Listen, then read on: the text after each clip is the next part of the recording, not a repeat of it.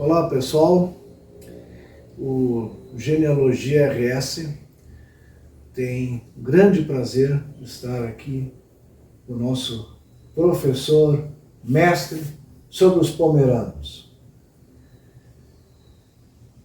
José Carlos Heinemann. Sabe tudo sobre a Pomerânia, sobre Espírito Santo e outras regiões de pomeranos, como nós temos aqui no sul,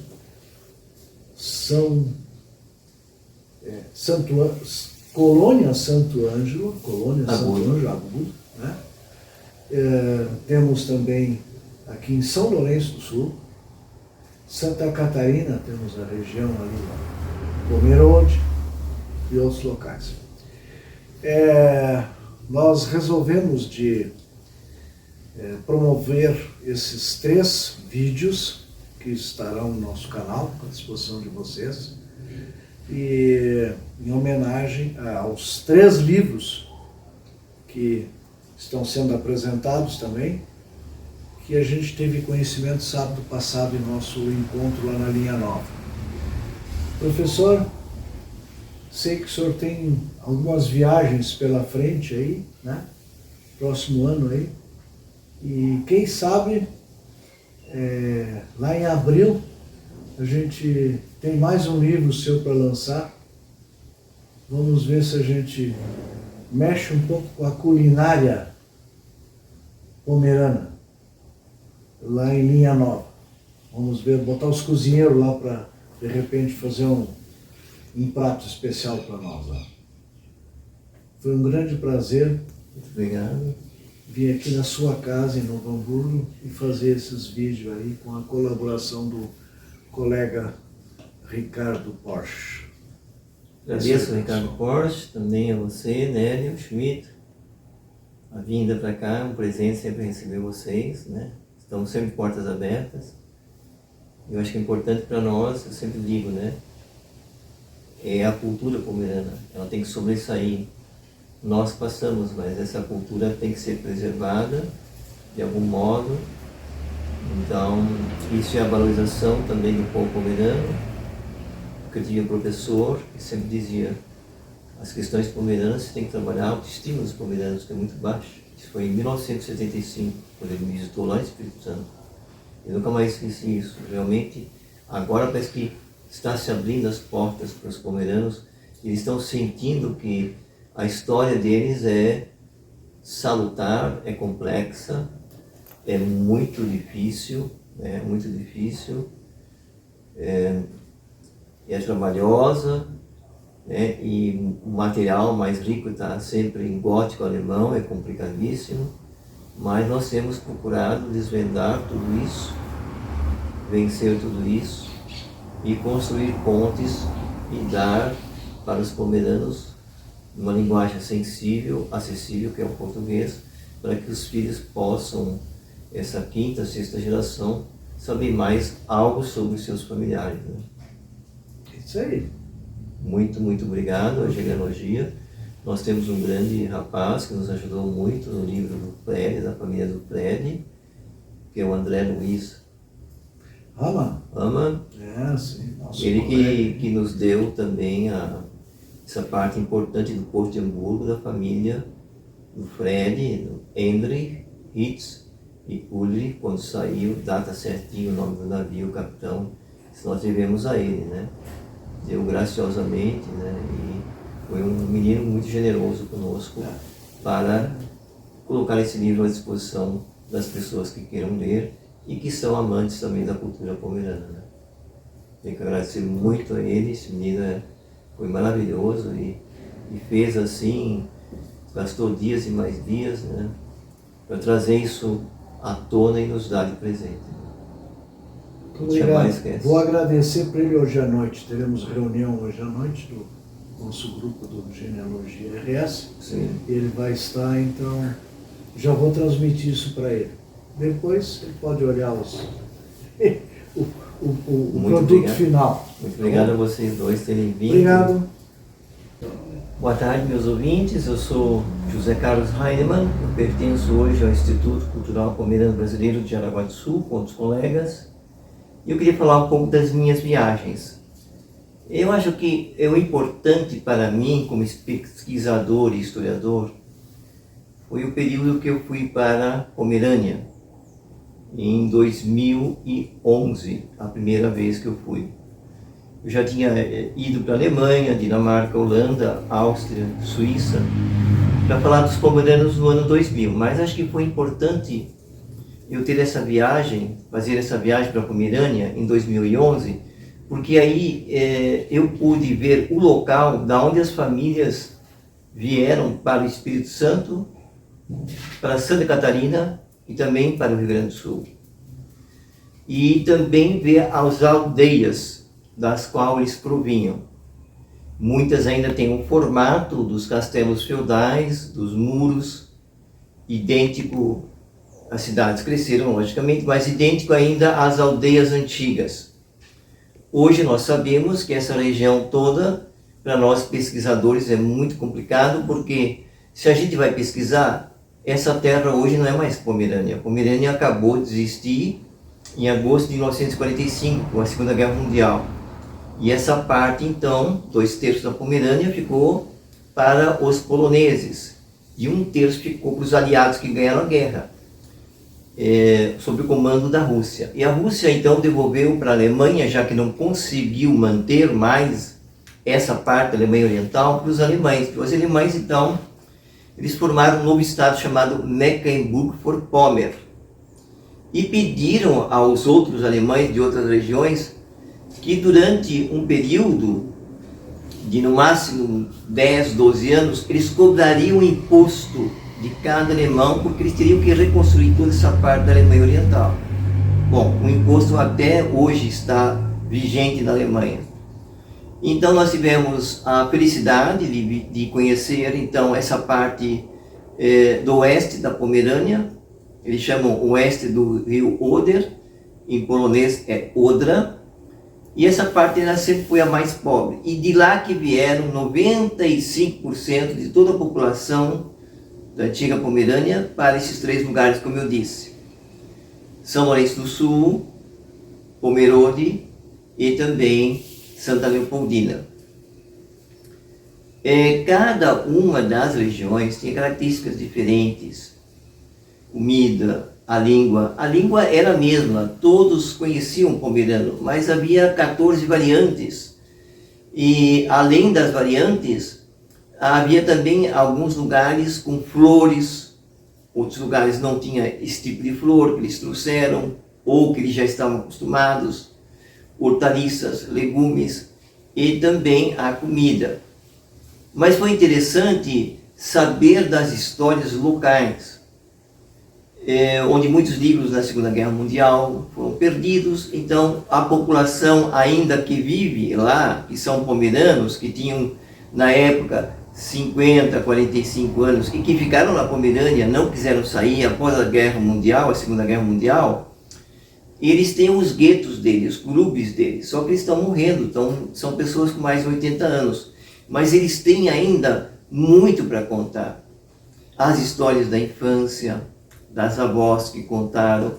Então isso é maravilhoso, porque essas histórias que não estão escritas, ainda pela tradição oral, a gente pode conhecer ainda com estes sobreviventes da Segunda Guerra Mundial, que ficaram lá, que não foram para outros países, porque os jovens saíram em grande massa, para a Bélgica, Alemanha, para Portugal, para a Inglaterra, para a Irlanda, mas os mais velhos não, eles permaneceram na Pomerânia.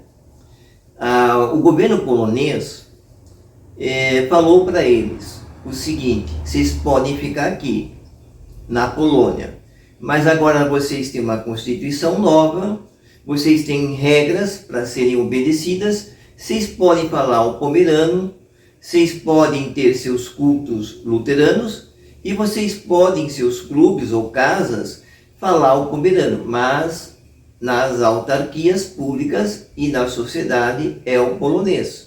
E vocês têm que obedecer às leis polonesas. Então foi muito condescendente o governo polonês nessa questão. Porque a questão pomerana com a questão polonesa era muito parecida, porque todos trabalhavam na terra. E Frederico II, que reinou a Prússia, ele sempre dizia que a maior herança sempre será e é a terra para o pomerano.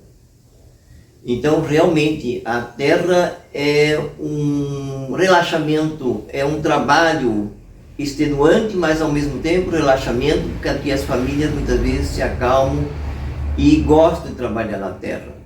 Então, além do trabalho, existe a vocação pela terra. E isso é típico pomerano. E nós vimos lá a terra, por exemplo, Małdin-Wien, que hoje chama-se Moldavin, né? Em polonês, nós encontramos a terra, fomos na terra dos Bords, dos Gabe, e Labum é a terra dos Litke, que estão hoje no Espírito Santo, a quarta e quinta geração. Então nós tivemos na casa e na propriedade onde foi dos Litke, onde eles trabalharam na terra. Então foi muito salutar essa viagem e soubemos o que eles plantaram. Eles tinham lavouras de beterraba açucareira, da qual extraíam açúcar e faziam a vodka. E esse tubérculo, a sua raiz, eles faziam salada misturada com maçãs, pedaços de maçãs e uva e passa. E na família Litke eram muito pobres, mas a maioria era de mulheres, o maior número de filhos era de mulheres. E as mulheres também, quando podiam e tinham acesso, elas bordavam. Faziam bordados de alto e baixo relevo. Mas a mulher pomerana, nos bordados, ela não fez bordados assim magníficos, extraordinários, porque a mão dela era muito calejada, os dedos eram muito grossos, então ela fez mais simples, os pontos mais longos, as flores mais miúdas, porque não foi assim um bordado detalhado, porque elas não tinham mãos finas. E nós esbarramos num costume que veio para o Espírito Santo, acho que para todo o lugar, mas logo acabou aqui em Pomerode, mas se permaneceu muitos anos no Espírito Santo, que a mulher solteira que não casasse, a filha solteira que não casasse, ela ia morar com o filho mais velho. Se não houvesse o filho mais velho, ela moraria então na casa de um dos irmãos, aí ela podia escolher. Ela tinha as mesmas obrigações que as outras mulheres, limpar a casa, ir para a roça, cuidar das crianças, fazer comida. Mas ela tinha na Pomerânia um tempo só para ela. E em outras estações, não sendo inverno, ela fazia meias de tricô com pele de ovelha, lã de ovelha, perdão. Eram muito mais grossas, e ela vendia essas meias que ela fazia para os soldados prussianos ir para uma guerra ou para o exército, e no frio lá é 20 graus abaixo de zero. E o inverno, as estações, a estação de inverno, ela é mais curta, 3h30 da tarde já está escuro.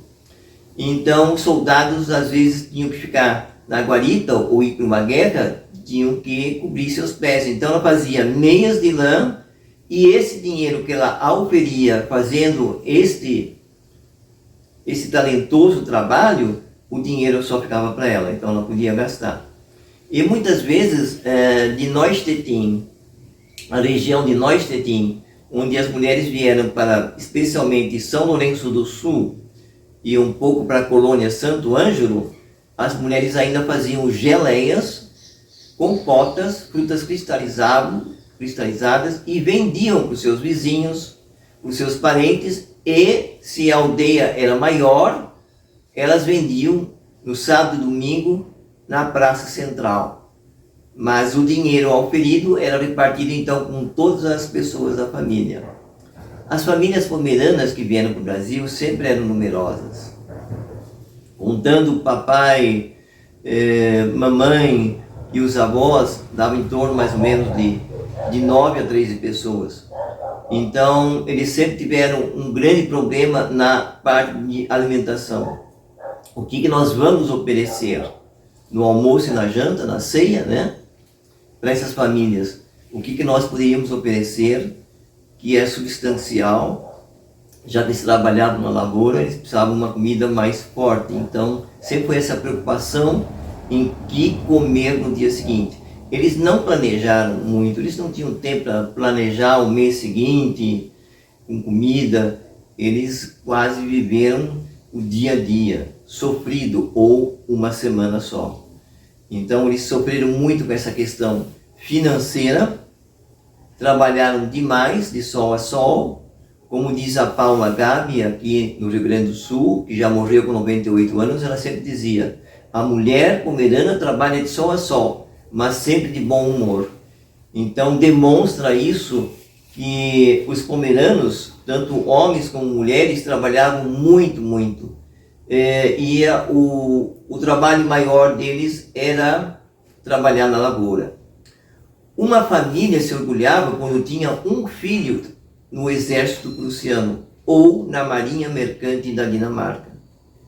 Então o pai se orgulhava muito de ter um filho nesses lugares, mas todos que vieram para o Brasil eram pobres. Trouxeram seus costumes de suas aldeias, a comida, as canções de ninar e também o seu Gesangbuch von Pommer, o livro de orações. Só que para nós pesquisadores foi muito complicado, porque a primeira geração, principalmente no Espírito Santo, mas também houve aqui no Sul e em Santa Catarina, mas eles tinham um costume muito complicado, que quando morria o patriarca, o imigrante pioneiro, eles eram enterrados com todos os seus pertences. Então, Gesangbuch von Pommer, a certidão de casamento, de batismo, de confirmação, a medalha que ele ganhou então da sua mãe ou do seu pai, as senhoras que casaram e vieram da Pomerânia para cá com aqueles pentes de chifre no cabelo para aprender, tudo isso foi enterrado junto. Então, para nós pesquisadores hoje, descobrir isso, quem tem em todo o Brasil, principalmente nesses 3 locais que eu já falei, é muito difícil. Porque a primeira geração tinha esse costume. Só que as gerações depois no Brasil, pelo trabalho que eles tiveram de desenvolver-se aqui, fazer suas casas, abrir caminhos, construir escolas, pequenas capelinhas que serviram de igreja e escola, foi um trabalho extenuante, porque eles não tiveram tempo, muitas vezes, de levar adiante esse costume ou escrever esses costumes. Então a primeira geração perdeu muita coisa. Por exemplo, tem na Páscoa aqui uma coisa linda que tinha muito na Pomerânia, que aqui não deu tempo para fazer: o enfeite pelo caminho na Páscoa até a casa da pessoa. No sábado se jogava então de noite até a casa da pessoa, da estrada principal, da estrada vicinal, pétalas de flores, né? Para que Cristo pudesse caminhar sobre essas pétalas na estrada até chegar à sua casa, e você daria boas-vindas a Cristo. Cristo seria bem recebido. Uma demonstração assim que a família tinha muita fé. E ele não tirava essas pétalas, ele não varria o pátio para deixar as pétalas para domingo de tarde, era o dia, também na Páscoa, além da visitação dos parentes, dos filhos, casados que já moravam em outros lugares, mas também para os seus visitantes, para os seus vizinhos. Eles foram muito criteriosos nessa questão de manter os vizinhos, não brigar com os vizinhos. Então, a água que vinha às vezes da cachoeira no Espírito Santo era feita de canaletas de bambu grosso, amarelo, repartido no meio, e a água não era só para ele estendia essa canaleta de bambu para o seu vizinho, uma demonstração clara que o vizinho era importante. E muitas vezes o Reinaldinho Berg dizia: meu pai de manhã cedo fazia as refeições, a primeira refeição na casa do vovô. Depois ele me levava até o pátio e acendia pedaços, feixes de jacarandá, para que eu pudesse ir para a escola. 8 quilômetros o menino percorria entre montanhas, abismos, ao lado da selva, da mata, e o pai sempre dizia: na hora do perigo, se for picado por uma cobra venenosa, pequenininha, a preguiçosa no Espírito Santo, que tinha muito, que era cascavel, recorra a um vizinho, ele vai te ajudar, como fosse eu realmente. Então as crianças tinham já essa conotação de que os vizinhos não eram vizinhos simplesmente, eram amigos, eram compatriotas, eram pessoas ligadas à família. Então se ele caísse, arranhasse a sua perna, o corpo nos espinhos, os vizinhos o ajudariam.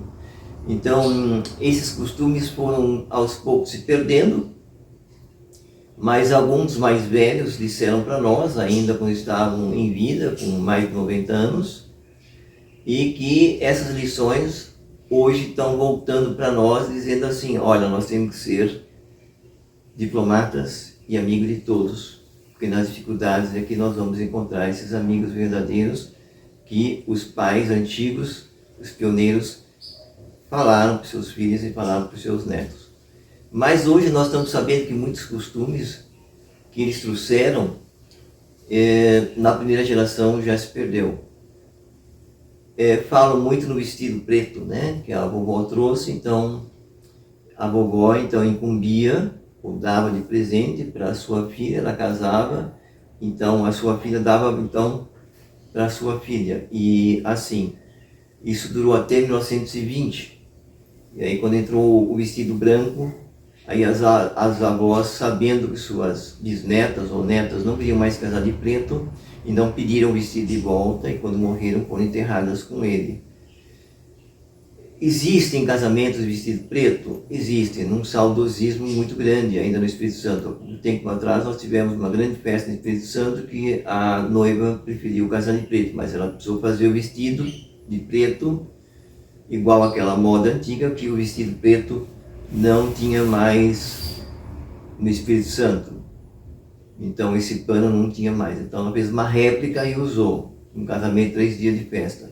Então alguns costumes estão voltando. E agora o que está predominando não é a história dos pomeranos, é a questão da língua pomerana, onde vários pesquisadores estão escrevendo seus livros, estão escrevendo seus dicionários, e também os municípios do Espírito Santo, são atualmente 8, estão proporcionando e ensinando professores a língua pomerana para eles ensinarem as crianças, para isso não se perder. Isso está sendo na grade curricular de cada cidade, que trouxe para si, para o município, a língua pomerana. Então a língua pomerana está sendo desenvolvida agora dentro da cadeira curricular, dentro da escola fundamental para as crianças. Eu acho isso bom, porque aí não perde, o pomerano não perde. Só que a escrita ainda, ela precisa se firmar mais. E todos têm que ajudar para esta língua se firmar, porque é muito complicado. Eu fiz um folder agora que vou viajar, vou distribuir para o país. A mesma frase escrita eu consegui, depois de muitos anos, uma frase em pomerano, de 1269, e hoje eu pedi para um especialista em língua pomerana escrever essa mesma frase. Ele escreveu totalmente diferente, né? Então a gente pode ver a mesma frase em épocas diferentes, né? Porque vão acrescentando palavras, outras palavras vão caindo fora, né? Então, mas é o mesmo sentido. Então isso é bonito para as pessoas podem ver como é que é escrito o pomerano há 700 anos atrás, 800 anos atrás, e como é hoje, né? Então, claro, ela vai incorporando também substantivos, adjetivos de outras gerações que também entraram na Pomerânia e foram trabalhar na lavoura lá. Então se misturaram e casaram com os pomeranos. Depois, quando vieram, não são todos pomeranos. Só no reinado de Frederico II, 1740 a 1786, entraram 26 mil colonos de outras regiões. Bélgica, Holanda, westfalianos, saxonianos. Então houve uma mistura, e eles se misturaram, e houve casamentos mistos das comunidades pomeranas. E todos são luteranos, claro, a maioria. Então a gente vê que quando Frederico abriu as portas da fronteira da Pomerânia, ele recebeu colonos vindos de outras regiões, colonos pobres, claro. Os ricos não mudavam, mesmo que tinham uma situação em 1830 difícil na Pomerânia, Os que tinham terra não vieram para o Brasil e não venderam a terra. Claro, desempregaram muita gente, mas eles ficaram com a terra. Tem uma moça que diz assim, de um nobre que ascendeu comercialmente e ficou muito rico na Pomerânia. Nós não temos mais empregados. As terras estão paradas, mas a nossa casa é grossa, tem paredes grossas, o vento não bate, o frio não entra e ainda nós temos comida aqui estocada para nós aguentarmos esse período de inverno. Os pomeranos não tinham essa situação. Então a única saída deles foi realmente aceitar os convites das nações que estavam os convidando para eles virem para as Américas, ou Austrália, ou Namíbia, ou Chile, ou na América Central. Então os pomeranos largaram tudo e vieram, porque os pomeranos sempre fizeram uma coisa que nunca era deles, a terra a qual eles trabalhavam. E o governo brasileiro oferecia terras de dimensões gigantescas, onde eles podiam sentar embaixo de árvores frondosas e ter água em abundância. Então realmente eles não conheciam a nossa pátria, só algumas informações restritas e básicas. Então eles vieram para a terra do chamado Eldorado, além mar. Muitos pomeranos da primeira geração se arrependeram de ter vindo, porque aqui, quando eles chegaram no Brasil, eles queixaram de duas coisas, como a nossa imperatriz Leopoldina, nossa primeira imperatriz da Áustria, queixou-se do sol forte em cima da pele branca, que é dos nórdicos, os mosquitos e também das doenças tropicais, que eles não tinham conhecimento. Então isso prejudicou muito. E muitos, quando passaram por isso no Brasil, nas selvas brasileiras, tanto aqui no Rio Grande do Sul, ou no Espírito Santo, na Mata Atlântica, eles queriam voltar. Mas eles não tinham dinheiro, e as terras que eles tinham ganho, estavam plantando somente para subsistência. Arroz, que eles não conheciam, mandioca, e o governo começou a dar, no início, carne seca, que eles não gostaram muito, né? Muitos gostaram de entrar na mata e buscar os próprios alimentos, os frutos silvestres, e eles encontraram na mata uma coisa, eles aprenderam com os negros, num caldeirão grande, coloca água e coloca o palmito, e cozinha o palmito, depois joga um pouco de sal. Isso eles adoraram. Muitas famílias do Espírito Santo, mais tarde, fazem a torta de palmito. E na Páscoa, muitas famílias pomeranas ainda usam esse costume de, na Páscoa, na ceia da Páscoa, com a família, o pai com seus filhos e netos, a mãe deles faz essa torta de palmito. Eles não sabem por quê. É uma referência dos mais velhos para aqueles que já passaram grandes sofrimentos e encontraram na mata esse palmito. Então, uma referência que se faz com essa comida aos pioneiros pomeranos que vieram em primeiro lugar para cá. Vieram primeiramente, oficialmente, vieram para a região de Colônia Santo Ângelo, hoje é Agudo, em 1º de novembro de 1857. Depois foi a vez de 88 famílias virem para São Lourenço do Sul, em 18 de janeiro de 1858. Depois vieram para Pomerô de Fundos, em 1863. E para o Espírito Santo vieram para Porto do Cachoeiro, hoje Santa Leopoldina, em 28 de junho de 1859. E depois foram para as Terras Quentes, no Espírito Santo, e das Terras Quentes, lá para o norte, Vila Pavão, a partir de 1970 eles foram para Rondônia. Nós temos hoje 420 mil, provavelmente, aproximadamente, de descendentes pomeranos no Brasil. Aqui no sul tem 150. Santa Catarina tem 35 mil. Nós temos a segunda migração dentro do país, chamada Marechal Cândido Rondon, Cidade Gaúcha e Nova Santa Rosa, mais ou menos 5.500 pessoas. E depois nós temos o Espírito Santo, o maior número, 180 mil pessoas. E 37 a 40 mil em Rondônia. São várias cidades lá que tem uma população que fala o pomerano. O pomerano de Rondônia é compreensível aqui no Rio Grande do Sul. E o Rio Grande do Sul é compreensível em Pomerode. Talvez uma entonação diferente, porque na Pomerânia existiam 14 variantes. Mas todos se compreendem, né?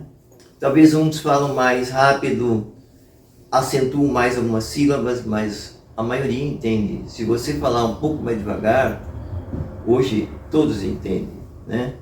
E é bonito porque isso une as pessoas, né? Eu não gosto desse termo, a Santa Maria de Itibá ou Santa Leopoldina é a terra mais pomerana do Brasil. Eu acho que não, aqui nós temos que ser que nem os japoneses.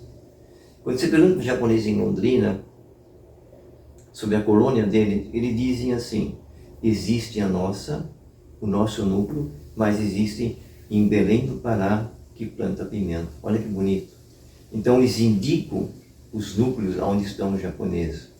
Eu acho que o pomerano tem que fazer a mesma coisa, dizer assim: olha, nós somos apenas um núcleo, mas há outros núcleos, e citar esses outros núcleos. Acho que é muito importante isso, porque isso vai fazer com que todos se unam mais e possam trocar informações. Eu acho ainda que a informação da Pomerânia com o Brasil há um abismo muito grande. Nós estamos construindo, os historiadores, pesquisadores e linguistas estão construindo pontes, mas eu creio que ainda os pomeranos de Rondônia, com o Espírito Santo e com o Rio Grande do Sul, ainda há abismos pequenos, que também devemos construir pontes.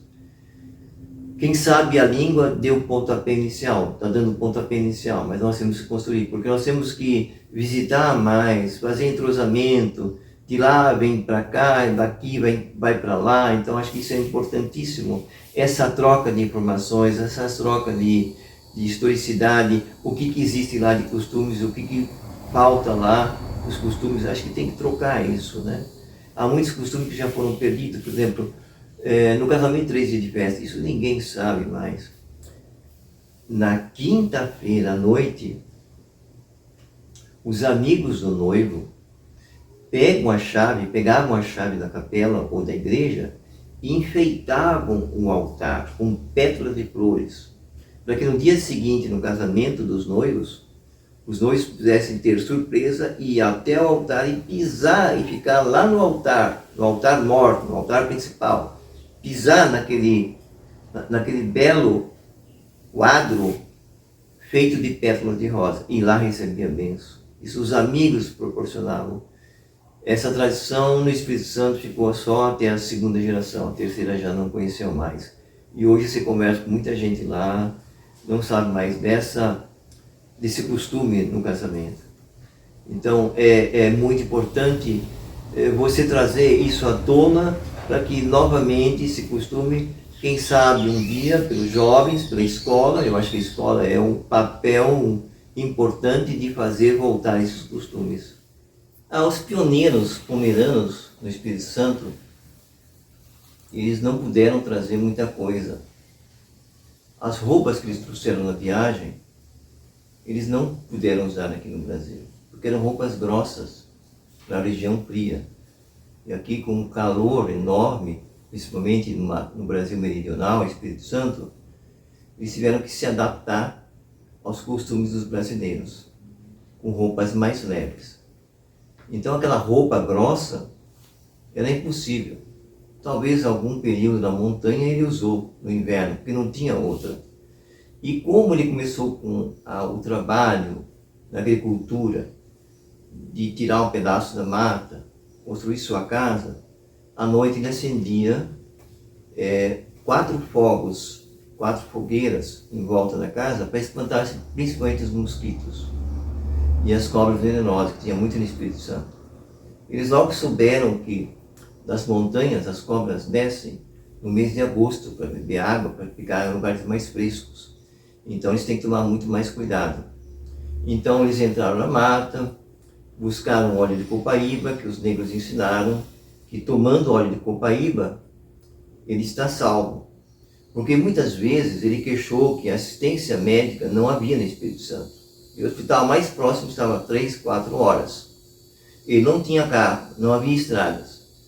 Então se fazia uma máquina de bambu, e levava. Mas muitas vezes não deu tempo para salvar a pessoa. Então os negros, os índios, botocudos e principalmente os escravizados que ainda tinham naquela época, ensinaram os pomeranos que dentro da mata era uma farmácia aberta. Então para dor de dente, para cólica, para mulheres no parto difícil, tomavam alguns chás. E os negros apresentaram para ele a cumbuca. Então, tirando o pica-pau lá em cima, isso aqui cresce lá num pé, mais ou menos de 45 metros de altura. Às vezes isso aqui está a 30 metros. Então o pica-pau vai e bica e isso vira e cai as sementes. E isto aqui, poucas pessoas sabem, foi o primeiro utensílio onde ele guardou o arroz que ele plantou. Então algumas coisas, ele usava isso como uma lata, como um utensílio na cozinha para guardar seus mantimentos. O milho debulhado, ele colocava aqui. E tapando, não entra nem rato, não entra nada. Mas ele muitas vezes queria voltar para a Pomerânia, porque ele estava acostumado. E aí o que aconteceu? Chegou o Natal e ainda não tinha enfeites para a sua árvore. Ele pegou das matas esses coquinhos que parecem envernizados. Pôs um barbante, uma linha e enfeitou as árvores com estes coquinhos que parecem envernizados. Então, a selva, a mata brasileira, foi realmente uma farmácia aberta. E aí também ele descobriu que tirar da mata árvores para fazer as casas, para durarem mais, tinha que ser em meses que não tinha a palavra R. E ele buscou dentro da mata madeiras como jacarandá da Bahia, como o jacarandá que tinha na Mata Atlântica, essa madeira roxim também, que foi dito para ele que essa madeira dentro da terra para sustentar a casa, ela duraria mais de 100 anos. E dito e feito. Não pegava um cupim. E aí ele sentiu muita saudade da Pomerânia. Então ele queria homenagear a sua terra que ele deixou para trás, que ele já sabia que nunca mais iria atrás. Então o que ele fez? Ele caiu as paredes de branco, mas e o azul da bandeira pomerana, né? Da sua pátria, que ele tinha saído. Então ele pegou e cozinhou essas bolotas. E essas bolotas, elas quando cozinham, quando fervem em água, elas têm uma coloração azul, meio azul, lilás. E aí ele pintou nas bordas da casa, ele pegou este líquido e depois deixou esfriar, pegou então e pintou as laterais e as janelas de sua casa. Então a sua casa ficou uma cor meio que azul, mas era lilás claro e branco, representando as cores da pátria pomerana, porque naquela época não existia tinta. Então ele pegou da mata. Então isso foi importante para ele, que a mata, alguém ensinou sobre algumas comidas, como o palmito e como alguns utensílios, ele poderia pegar, como se fosse uma farmácia aberta, onde tinha tudo, ele tinha que ter o conhecimento, então as pessoas foram ensinando ele. E aí em cada região, eles instituíram uma mulher ou um homem da comunidade que não precisava mais trabalhar, isentaram ele do trabalho, e ele se tornou especialista em ervas medicinais. Então, quando uma criança tinha tosse, muita tosse no inverno, ou saindo do inverno, ele dava. Íamos na casa desse senhor, que aprendeu, tinha conhecimento já, então ele dava mel com aça-peixe, que era um capim que cresce na beira da estrada. E dando esse aça-peixe para a criança, cozinhado, como um chá e mel, a tosse ia embora. E realmente ele começou a acertar. Então ele foi bem quisto para a comunidade levava muitas vezes frutos para ele, ou do trabalho dos vizinhos para ele, colocava na varanda para não incomodá-lo. Então ele era sustentado pela comunidade muitas vezes. Mas no outro dia seguinte ele entrava na mata e ia estudando as plantas. Então ele foi tratando como um médico verdadeiro, dentro do conhecimento dele, para ajudar os seus entes queridos e compatriotas que muitas vezes necessitavam. Se era mordido por uma cobra ou por uma aranha, ele sabia quais remédios, as ervas medicinais próprias para isso. Então ele foi ajudando a sua própria comunidade, porque eles ressentiam muito da falta de uma assistência médica. Então isso deu a necessidade e fez com que eles se ajudassem, colocando uma pessoa que tivesse ou soubesse ou aprendesse os conhecimentos da Mata Atlântica, que eles não conheciam nada. Então muitas coisas que eles usaram no passado foi pelo conhecimento que eles aprenderam dos índios, botocudos e dos negros, alforriados ou não. Então isso ajudou a comunidade. A questão com o negro foi muito boa, porque eles, quando desceram no Rio de Janeiro, impressionou muitos eles, nas praças principais, os negros amarrados em postes. Então, e sem camisa. E muitas vezes eles se identificaram com a pobreza do negro, com a pobreza deles. Então eles se deram muito bem com os escravos, e um ajudou o outro, porque eles sentiram na pele do escravo o sofrimento que eles tiveram na Pomerânia. A Pomerânia foi uma das regiões da Prússia, das 39 províncias, mais complexas e complicadas. E a que mais o Frederico II, o rei da Prússia, gostou foi a Pomerânia. Ele sempre dizia: ninguém ama mais a Pomerânia do que eu. Então ele gostava muito dos pomeranos.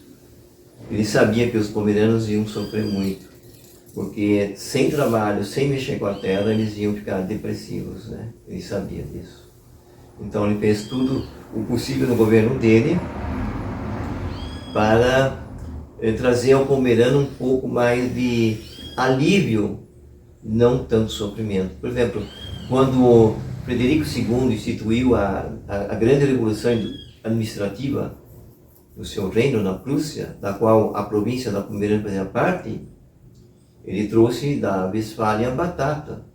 A batata, antes disso, era uma planta de ornamentação de castelos, né? Em Portugal e Espanha. Ninguém comia batata. Então ele trouxe para a Westfália, os germanos já estavam comendo, e aí ele pensou: como é que eu posso fazer para dar para os pomeranos isso? Ele conhecia muito bem os pomeranos.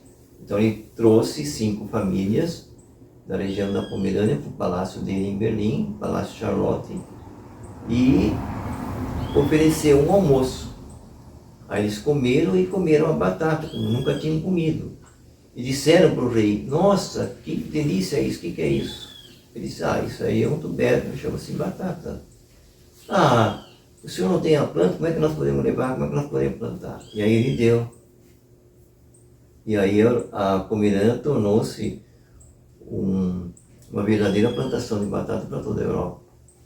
Porque Frederico II, ele sempre dizia assim: eu tenho que arrumar um alimento que possa sustentar meu exército, que é numeroso, e vai se tornar o maior exército da Europa.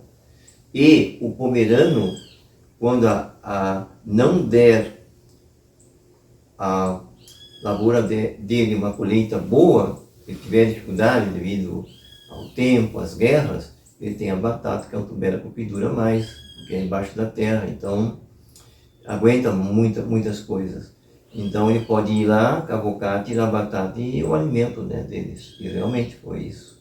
Então o pomerano, ele teve essa nova agricultura que ele não conhecia, a batata. A partir de 1743, na Pomerânia, a batata foi implantada e Frederico ainda visitou eles, né?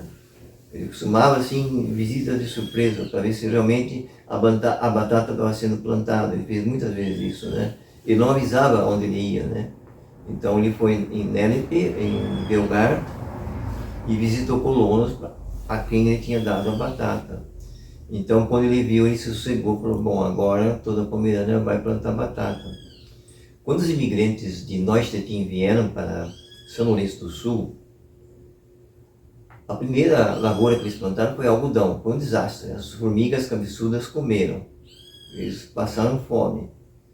A segunda foi o fumo de corda.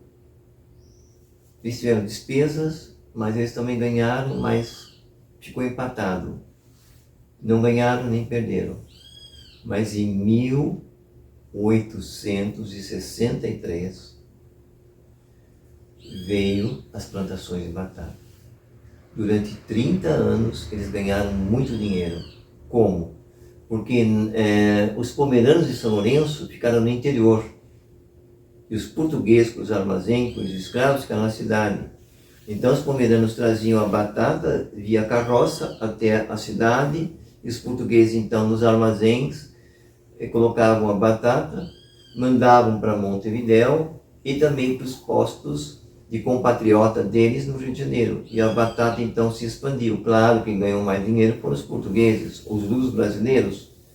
Mas a casa, se você vai no interior de São Lourenço do Sul, bem no interior, Barão, Quevedo, você vê aquelas casas antigas, duplas, de alvenaria, que até hoje estão lá. Eles usam para armazém, para estocar o fumo hoje, ou uma casa assim abandonada para que quando recebe visitas, então põe as visitas lá, mas são casas de paredes grossas de alvenaria, não são de madeira como em outros lugares.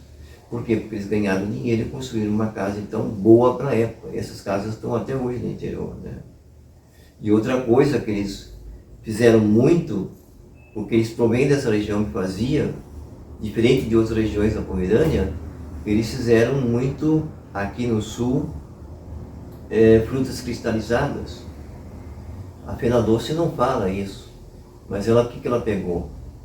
Ela pegou produtos de 3 etnias. Ela pegou o pêssego do Uruguai, ela pegou os doces de ovos de Portugal, da turma de Açores e Portugal, e pegou frutas cristalizadas dos pomeranos.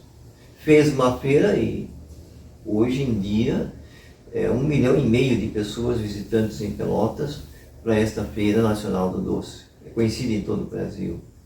Mas ela não fala de quem ela pegou, né? Ela diz, não, ela só apresenta a Fena Doce como uma grandiosa feira internacional hoje, que traz esses elementos, mas esses 3 elementos são de 3 povos diferentes. E a fruta cristalizada é do povo pomerano. Então a gente vai falando isso para que todo mundo sinta orgulho, cada um dentro da sua nacionalidade, sobre esses costumes maravilhosos que foram trazidos. Alguns se mantêm, outros não. E os que a gente sabe que não existe mais, a gente está tentando recuperar esses costumes, principalmente nas escolas para as crianças pequenas, porque eles têm mais curiosidade, e eu acho que a escola hoje ela faz um papel maravilhoso. Ela tenta resgatar os costumes antigos, ela tem música, ela tem educação física, ela pode preparar um melhor homem do que, creio que, junto com a família, um ser humano que sabe um pouco da sua história, conhece um pouco do seu passado, tem orgulho dos seus avós e bisavós, o que o pomerano está começando agora a lidar com a sua autoestima, que sempre foi muito baixa. A língua sempre deles foi destratada, agora ela está começando a surgir no palco da vida como uma língua importante, né?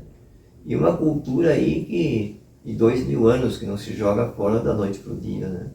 que tem uma história atrás, uma história de sofrimento, de conservação, mas que muitas coisas se perderam. E nós estamos hoje resgatando isso, através das escolas, através dos livros, através do canto, das orações, né? Então a gente está buscando vários caminhos para trazer isso à tona, mas principalmente colocar isso dentro da escola para que ensinar os pequeninos a dar valor à sua etnia. Muito obrigado então a todos. Wir treten jetzt die Reise zum Land Brasilien an. Sei bei uns Herr und Weise, ja mache selbst die Bahn. Sei bei uns auf dem Meere mit gnadenreicher Hand. So kommen wir ganz sicher in das Brasilienland. Gott sprach zu Abraham, geh aus von deinem Land, ins Land, das ich dir zeige, durch meine starke Hand. Auch wir vertrauen feste auf Gott sein heilig Wort. So gehen wir von dannen jetzt nach Brasilien fort.